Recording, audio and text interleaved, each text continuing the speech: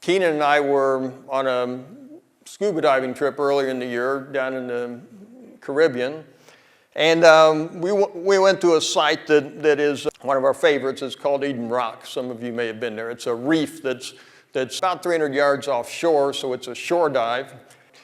It was a beautiful sunny day, but it was very turbulent. The waves were unusually turbulent. And we got in, and usually we will snorkel out to the site to preserve air and then descend once we get out over the side. The reef's about 50 feet at its base underwater, and then about 25 feet at the top of the reef. Anyhow, this is a particularly fascinating reef because it's filled with caves and caverns and all of these tunnels they call swim-throughs.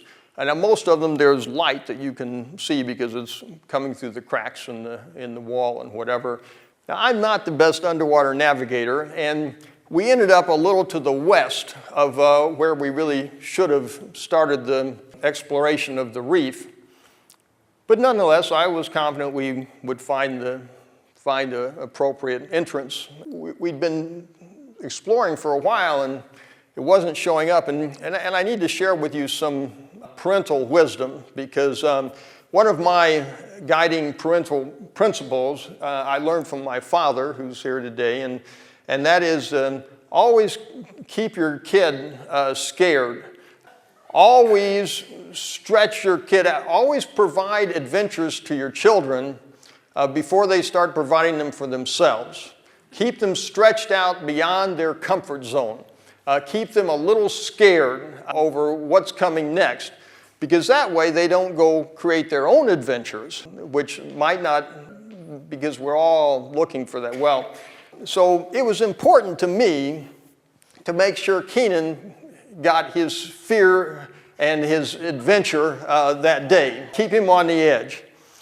But I couldn't find this tunnel to get into the reef. Well, time was running short, and so finally we found an overhang, and sure enough, there was an entrance, and I thought, well, you know, this is going to connect to some other tunnels, and we'll find the main one. So I said, let's go. So we went in, and we started going around through these tunnels, and finally we came to this one place where there was a big hole that, it wasn't a big hole, it was actually kind of a tight hole, but you had to go down in it. And at the bottom of it there was an opening through which you could see light that went to the next chamber, where there was another opening that led to the surface, and you could see. And so I was looking at that, and Keenan was behind me, and I was looking at it, and I thought to myself, well, it looks kind of small, but I must have been here before. I'm sure I've done this before. I just don't remember. What the heck. So I went down to go through the opening.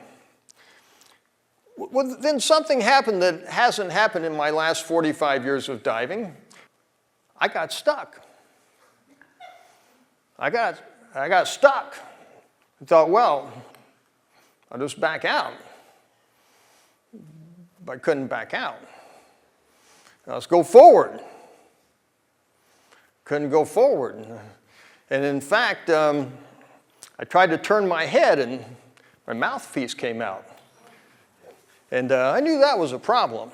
Fortunately, my right hand had enough mobility, I was able to push it back in my mouth, and I turned my head and it came out again.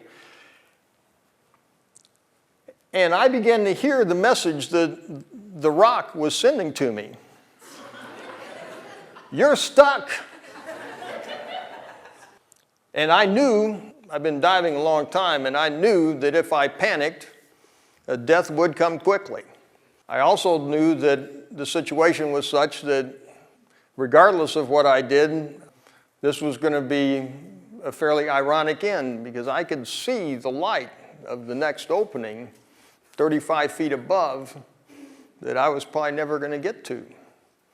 Václav Havel, who was the playwright who spent most of his life under the oppression of the communists, and then later became president of Czechoslovakia, he has this great quote in chapter 5 where he says, someone who cannot move because they are pinned under a boulder has time to think about their hopes in a way that someone who is living a normal life and is not so trapped does not.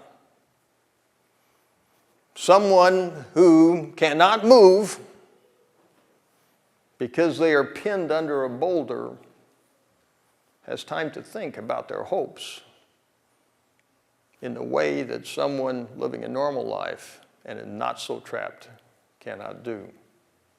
We don't have time today to go through the 10,000 particular things that did go through my being during those moments, but then something special happened, something surprising happened. The rock let me go. The rock let me go. Just as suddenly as I had gotten trapped, suddenly I was able to back out. And I did. And I backed out and looked at Keenan, who was above me and helpless to do anything because he was above and behind. And there wasn't room to maneuver. And I pointed to him and told him to turn around and lead us out of the maze. And he did.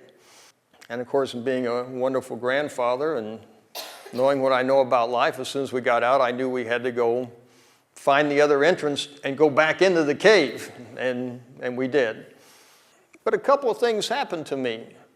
I had a chance to very personally encounter the final limiter.